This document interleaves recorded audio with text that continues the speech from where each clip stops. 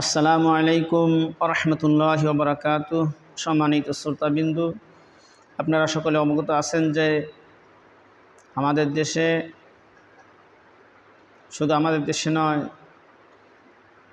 Maximum দেশে যেনারা সরকার প্রধান আছেন, মন্ত্রী প্রধান আছেন, প্রেসিডেন্ট আছেন, সরকার আছেন, তেনাদের সমালোচনা যেনারা করেন, বিরোধিতা যেনারা করেন, কটূক্তি যারা করেন, খারাপ মন্তব্য যারা করেন, তাদেরকে আইনের আওতায় নিয়ে এসে তাদেরকে উপযুক্ত সাজা দেওয়া হয়, সাজা দেওয়া হচ্ছে। এই জন্য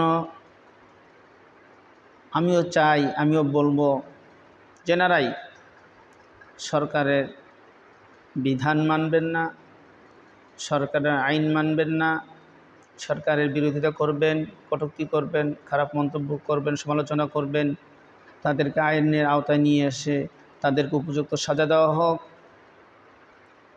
তেমনিভাবে আল্লাহ রব্বুল আলামিন, যিনি সারা দুনিয়ার বাদশার বাদশা, যিনি সারা দুনিয়ার প্রেসিডেন্টের প্রেসিডেন্ট, যিনি সারা দুনিয়ার প্রধানমন্ত্রীর প্রধানমন্ত্রী, সে আল্লাহ রব্বুল আলামিনেরও যেনারা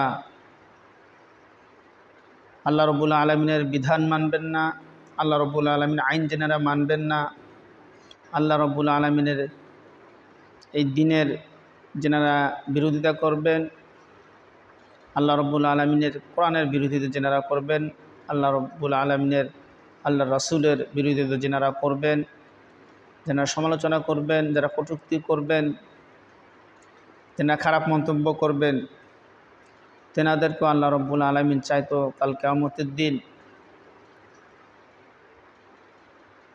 তেনাদেরকে আইনের আওতায় নিয়ে এসে তাদেরকে উপযুক্ত সাজা দেওয়া হবে। যিনি সমস্ত বিচারকের বিচারক, তিনি সঠিক বিচার করে সঠিক সাজা দিবেন। এই জন্য আসুন আমরা সকলেই যেমনিভাবে সরকারের আইন মানব, যেমনিভাবে সরকারের বিধান মানব, সরকারকে মানব, সরকারের বিধিবিধানকে মানব, তেমনিভাবে আমরা আল্লাহ রব্বুল আলামিনেরও বিধান মানব, আইন মানব, আল্লাহ রাসূলের বিধান অনুযায়ী আমরা চলব। তাহলে আমরা দুনিয়া এবং পরকালে সফলতা অর্জন করতে পারব, কামিয়াব হব। আল্লাহ তাআলা আমাদের সকলকে যা আলোচনা করলাম বুঝার এবং তার উপর আমল করার, দুনিয়া এবং আখিরাতে কামিয়াবি সফলতা অর্জন করার তৌফিক দান করুক। সকলে বলে আমিন। আখিরি দাওয়ানা আনিল হামদুলিল্লাহি রাব্বিল আলামিন। আসসালামু আলাইকুম ওয়া রাহমাতুল্লাহি ওয়া বারাকাতুহু।